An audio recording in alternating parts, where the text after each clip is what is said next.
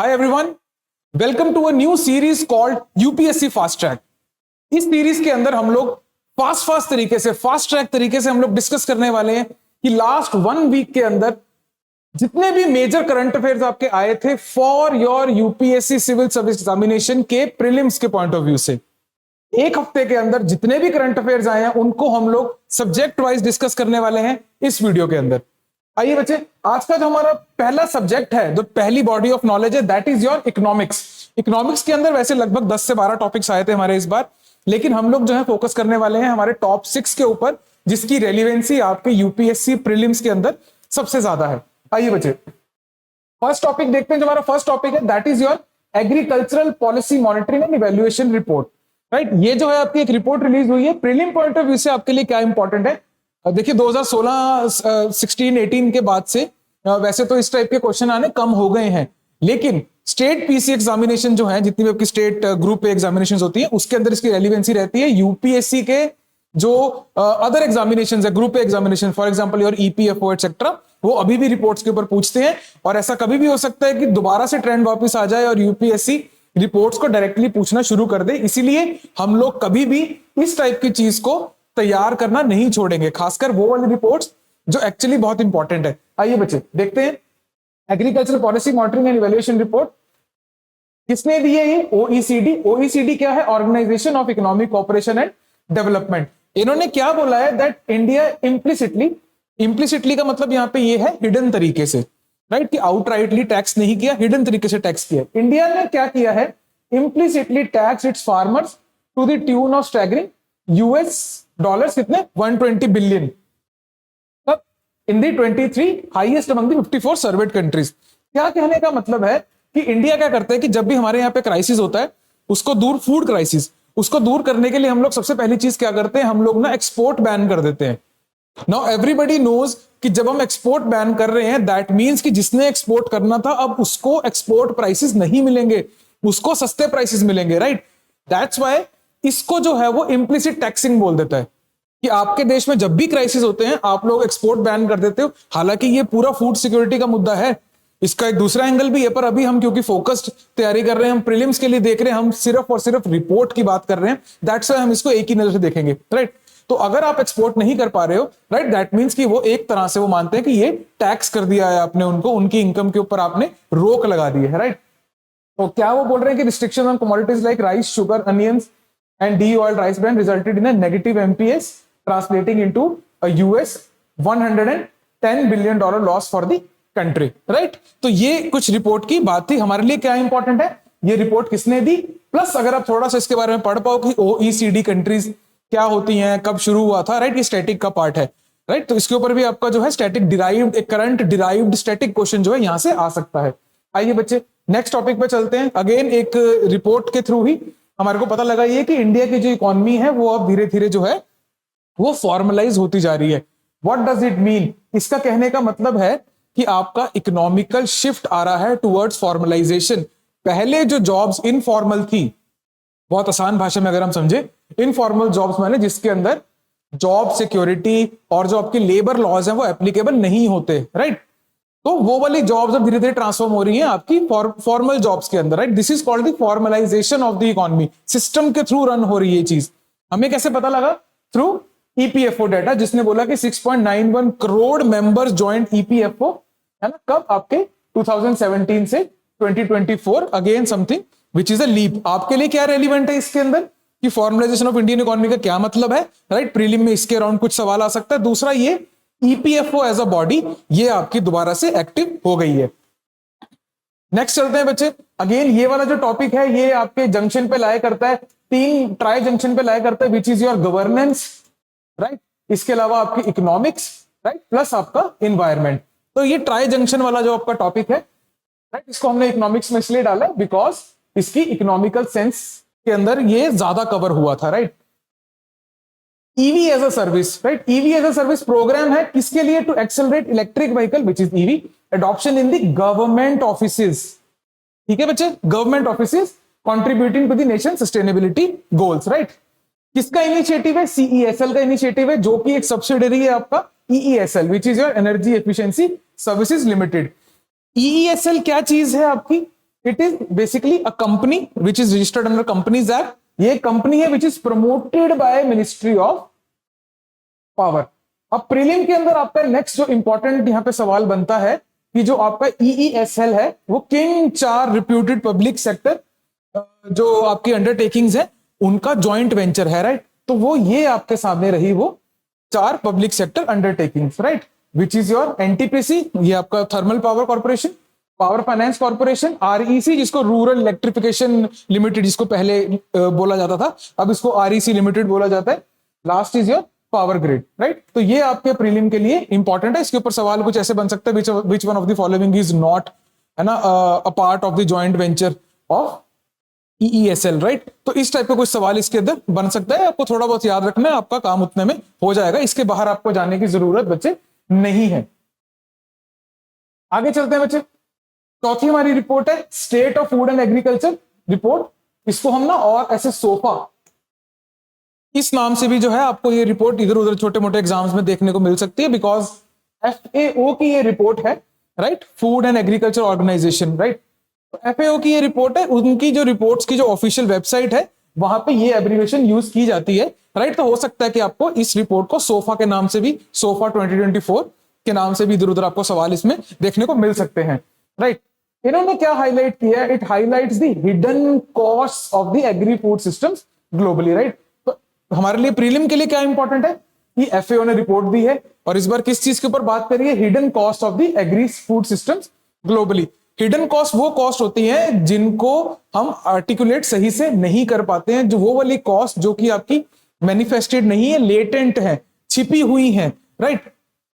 For example अगर आप कुपोषण की बात करते हैं, अगर हम फूड सिस्टम की बात करते हैं, राइट, एग्री फूड सिस्टम की बात करते हैं, उसके की वजह से कि आपने सही डिस्ट्रीब्यूशन नहीं करी, राइट, तो किसी जगह पे माल न्यूट्रिशन हो गया, माल न्यूट्रिशन की वजह से इकोनॉमी पे कितना खराब इंपैक्ट आएगा, ये सारी हिडन कॉस्ट है। जब आपने फूड उगाया, राइट, जब आपने फूड उगाया तो इन्वायरमेंट का कितना नुकसान किया, तो ये क्वांटिफाई नहीं हो पाती हैं चीजें, लेकिन उसकी कॉस्ट है।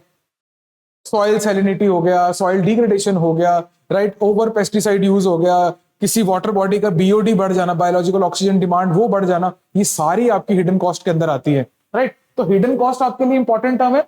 दूसरा, ये वैसे थोड़ा सा मेंस के लिए ज्यादा रेलिवेंट है, एग्री फूड सिस्टम।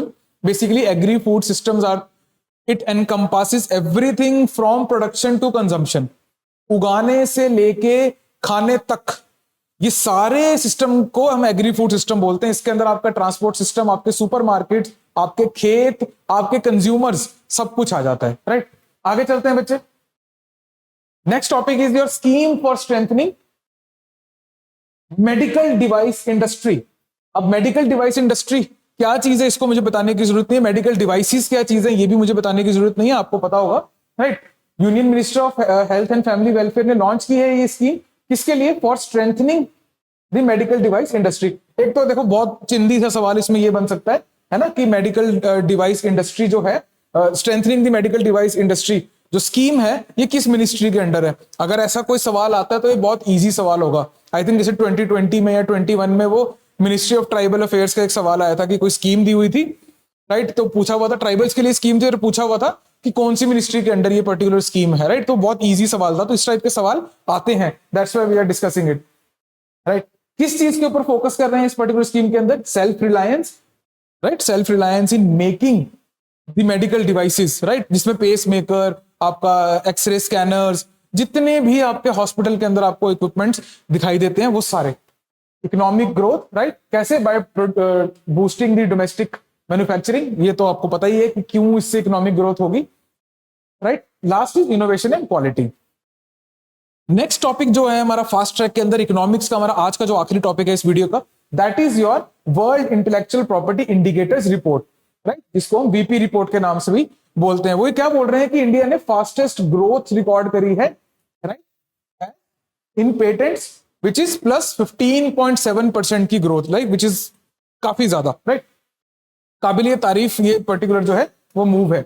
हमारे लिए प्रीलिम के लिए क्या इंपॉर्टेंट है? This is world intellectual property organisation, जो कि ये पर्टिकुलर रिपोर्ट पब्लिश करता है, which is an annual report.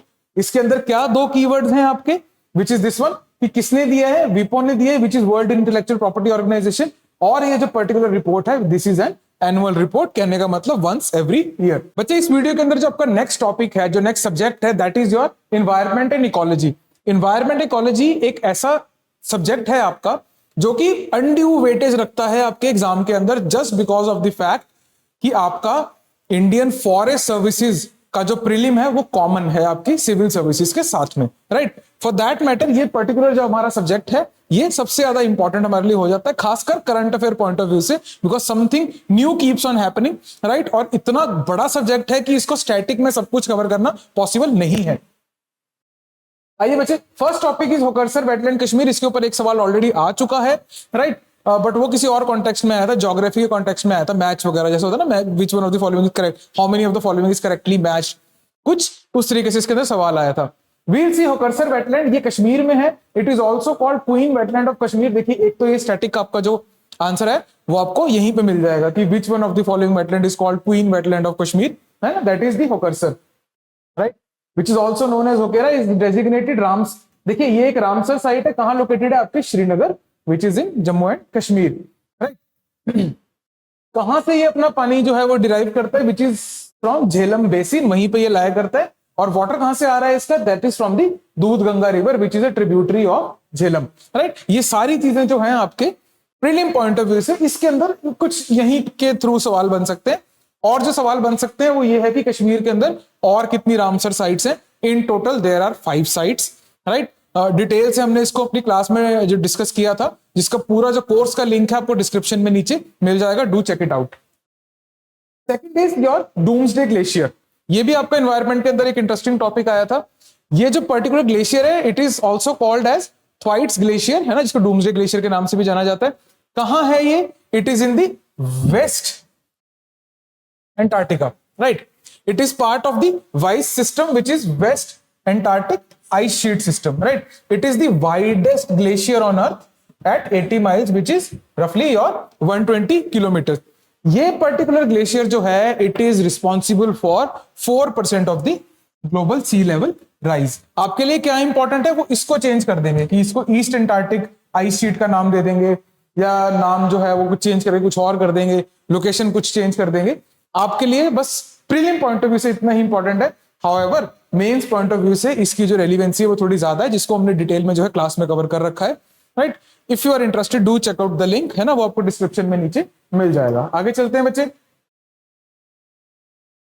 Environment ecology का नेक्स्ट जो टॉपिक है हमारा, विच is your Asia Pacific climate report, which is called APEC report, right.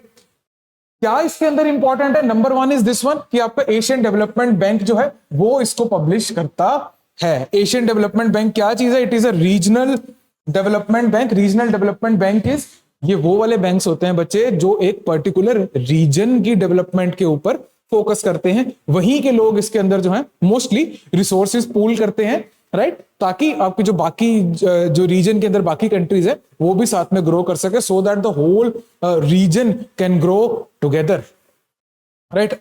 Actual में अगर हम सोचे तो प्रॉस्पेरिटी का मतलब यही होता है, राइट।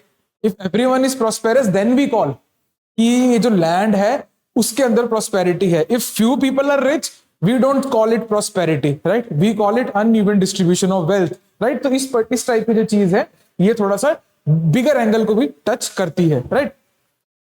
तो एशियन डेवलपमेंट बैंक ये कब एस्टेब्लिश हुआ था आपका, 19 दिसंबर 1966। अभी के लिए क्या आपके लिए इंपॉर्टेंट है, वो यहां से सीधा पूछेंगे, एशिया पैसिफिक क्लाइमेट रिपोर्ट कौन देता है, which is your ADB.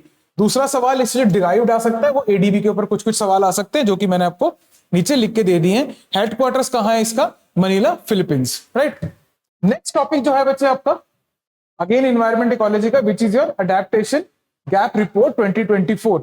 Adaptation gap report आपको क्या बताता है कि हम अडेप्ट करने में, जो हमारे टारगेट्स हैं उसको अचीव करने में हम अडेप्टेशन में कितना पीछे हैं, राइट। ये थोड़ा सा क्वांटिफाई करके इस चीज को बताता है कि अच्छा आपका टारगेट था 1.5 डिग्री सेल्सियस टिल 2030 आपने मिटिगेट करना है, आप इतना पीछे चल रहे हो जी अभी, राइट। तो this is the gap. Adaptation में जो गैप है वो पर्टिकुलर ये रिपोर्ट जो है उस चीज को हाईलाइट करता है। One of the most important reports in your environment and ecology. कौन देता है ये, UNEP, united nation environment programme. Because this series is called fast track, इसलिए हम थोड़ा सा और इसको डिटेल में कवर यहाँ पे नहीं करेंगे, this is just an indicative topic, right. तो यूएनईपी फिर से रेलिवेंट हो गए, फिर से इसकी जो है न्यूज आई है, राइट, एक रिपोर्ट आई है जो कि चर्चा में रही है, which is your adaptation gap report. सीधा सवाल यही हो सकता है, रिपोर्ट पूछ के नाम पूछ लेंगे वो कि किसने दी है, राइट। क्या रिपोर्ट सजेस्ट कर रही है ये थोड़ा सा और देख लेते हैं। Stresses the need for significant increases in the climate adaptation efforts, particularly regarding adaptation financing for the developing nation. Adapt करने के लिए भी पैसा लगेगा, राइट। तो वो पैसा की जो गैप आ रहा है, दैट पर्टिकुलर थिंग, उसको ये रिपोर्ट जो है हाईलाइट करता है बच्चे। आगे चलते हैं।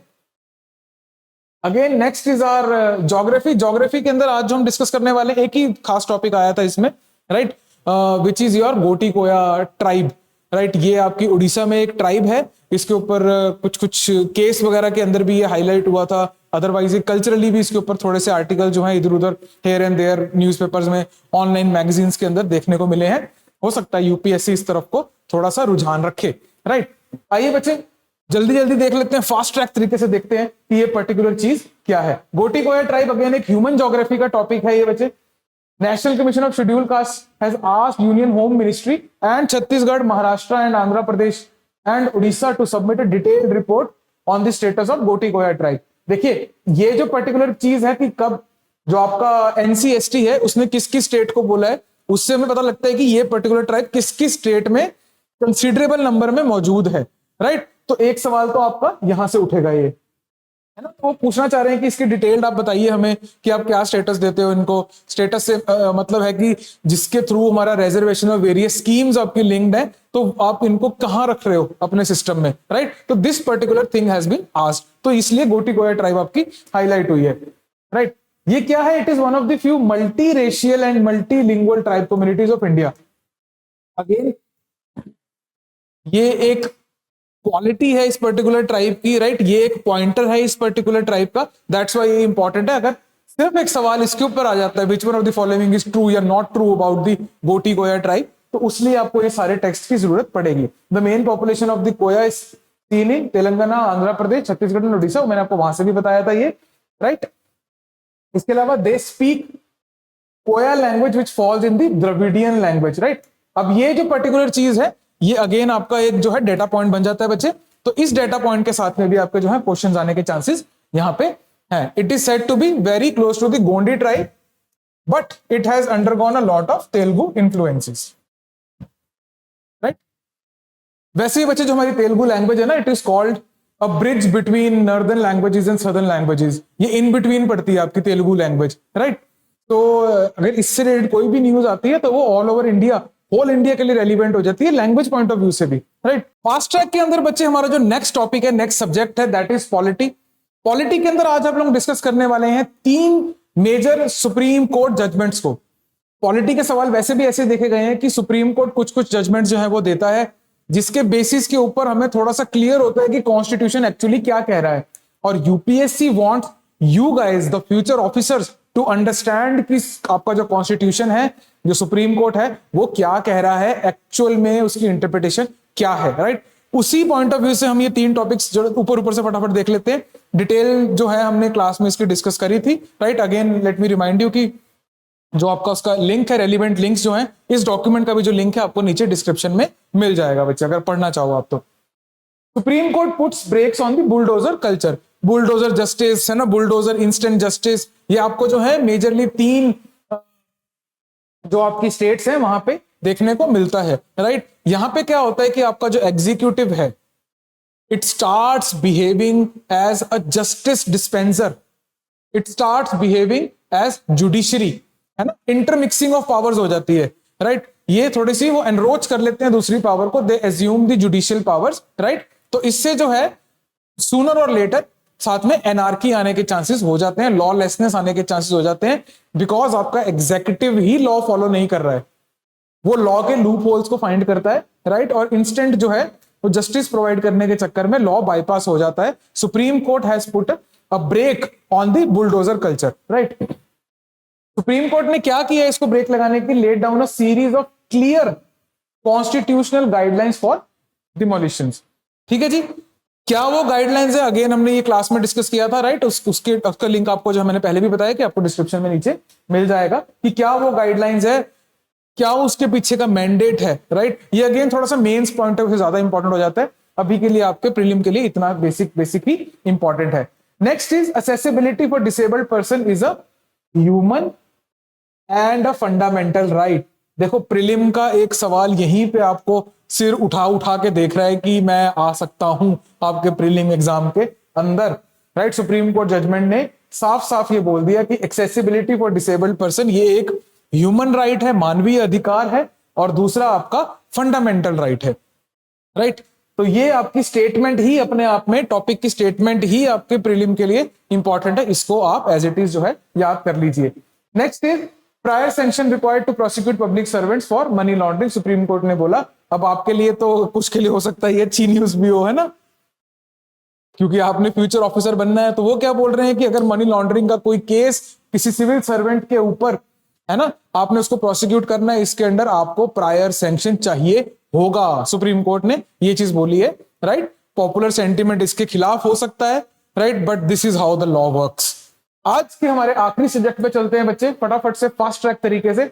Next is your science affairs. Again science एक बहुत इंपॉर्टेंट पार्ट है आपकी यूपीएससी प्रिपरेशन का, प्रीलिम्स का खासकर, because science is a factual thing, इसके ऊपर सवाल बनाने भी आसान है, and science is the way जिससे हम एक तरीके से एक्सप्लेन कर सकते हैं how things are going on around us, and it enhances your understanding of the world. That's why एक सिविल सर्वेंट को साइंटिफिक टेम्परामेंट और साइंस अफेयर्स इन दोनों का मालिक होना जरूरी होता है। आइए बच्चे देखते हैं ये क्या बात कर रहा है इसमें। First of all is India first ever tri service space exercise. Tri services exercise पहले भी हो रखी है, ट्राई सर्विस स्पेस एक्सरसाइज, क्या नाम है उसका? अंतरिक्ष अभ्यास। किसने किया ये? इंडिया डिफेंस स्पेस एजेंसी, इसने कंडक्ट किया first ever military space exercises Antariksh Abhyas 2024 in new Delhi. You just feel proud कि इंडिया कितना फॉरवर्ड लुकिंग है। वर्ल्ड में कुछ ही कंट्रीज हैं जो इस तरफ को सोच रही हैं कि जो नेक्स्ट वॉरफेयर है हो सकता है वो स्पेस के थ्रू आपके ऊपर अटैक्स आने शुरू हो जाए, राइट? आपके रडार के बियॉन्ड से आपके ऊपर चीजें आनी शुरू हो जाएं। That's why we have our Antariksh Abhyas, जो कि आपकी स्पेस मिलिट्री एक्सरसाइज है। डीएसए के ऊपर आप देख लीजिए, created in 2018, it is an integrated tri services agency of the Indian armed forces. Headquarter कहां है इसका? बंगलुरु, कर्नाटका के अंदर, राइट? ये आपका वैसे खास इंपॉर्टेंट नहीं है, यूपीएससी के लिए इंपॉर्टेंट नहीं है। हाउएवर अगर आप स्टेट के एग्जाम्स दे रहे हैं, स्टेट की थोड़ी सी टेंडेंसी रहती है कि वो इस तरफ को जो है वो इन सवालों के ऊपर हाथ डालते हैं कि यार आपका जो डीएसए है उसका हेडक्वार्टर्स कहाँ है, राइट? क्योंकि हेडक्वार्टर जब भी हम सोचते हैं तो हमारे दिमाग में दिल्ली आता है मोस्टली, है ना, या कुछ कुछ जैसे अगर फाइनेंशियल चीजें हैं तो उसका मुंबई आ जाता है, राइट? जहां पे थोड़े से अनकन्वेंशनल सी जगहें हैं जहां पे इस टाइप के हेडक्वार्टर्स आपको सरकारी नहीं देखने को मिलते, वो अगर न्यूज में आता है तो स्टेट एग्जाम वाले इसको उठाने की जो है पॉसिबिलिटी रखते हैं। Next is your DRDO's long range land attack cruise missile. क्यों मैं इसको एक एक करके आपको बता रहा था? वो इसलिए बिकॉज इसके अंदर ये सारी चीजें इंपॉर्टेंट है। लॉन्ग रेंज का क्या मतलब होता है, क्रूज का क्या मतलब होता है, और मिसाइल तो आप लोगों को पता ही होगा। कॉन्टेक्स्ट, इस सारी चीजों को मैं इस वीडियो के अंदर डिस्कस नहीं करूंगा, again because this is a fast track video. Recently DRDO ने सक्सेसफुली टेस्ट किया है आपकी new long range land attack cruise missile, जिसकी रेंज है आपकी 1000 kilometre.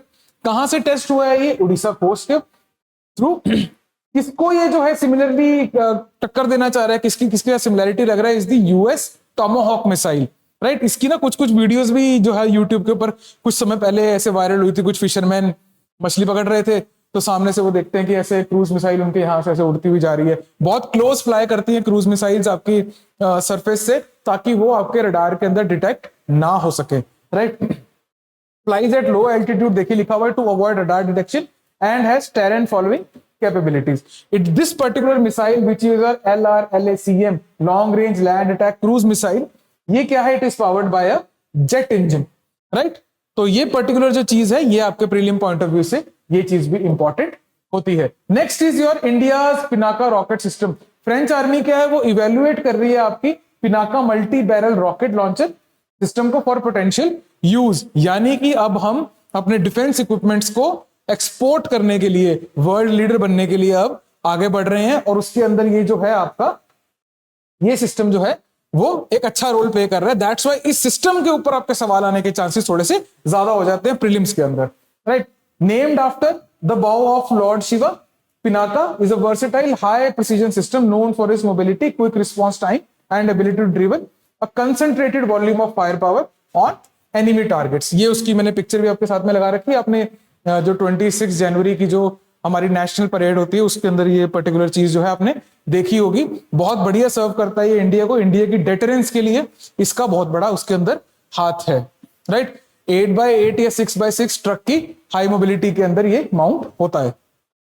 Next is the last topic for today, know your medicine app launched to promote clean sports. Know your medicine, देखिए medical का topic नहीं है कहीं, इसको आप वो मिनिस्ट्री ऑफ हेल्थ मार्क ना कर देना वहां पे, राइट। नो योर मेडिसिन ये किस लिए है? It is an app launch to promote clean sports.